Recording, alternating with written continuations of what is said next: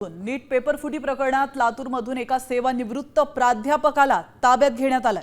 पोलिसांनी आणि सीबीआयने मिळून लातूरमधील एका सेवानिवृत्त प्राध्यापकाला ताब्यात घेतल्याची माहिती समोर येते आणि त्याची चौकशी सुरू आहे। संबंधित प्राध्यापक हे एनटीए कडून नीट पेपर सेट करण्याचं काम पाहत होते।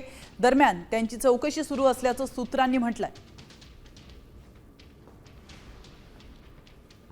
लातूरमधील नीट पेपरफुटी कथित घोटाळा प्रकरणी आता सीबीआयने या तपासाचा हात घातलेला पाहायला मिळतंय। आपण जर भेटल लातूर पोलिसांबरोबर आता सीबीआयने देखील हा तपास जो आहे तो हाती घेतल्याचं पाहायला मिळतंय।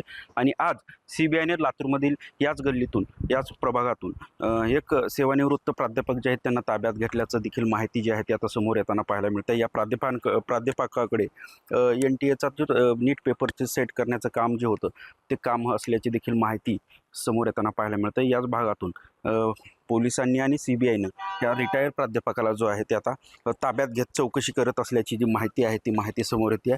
कथित नीट घोटाळा प्रकरणी आता सीबीआयने मोठी तपास जो आहे तो तपास हाती घेतल्याचं चित्र पाहायला मिळतंय आणि मोठा खुलासा जो आहे तो या सगळ्या तपासानंतर समोर येईल अशा प्रकारचं चित्र आहे।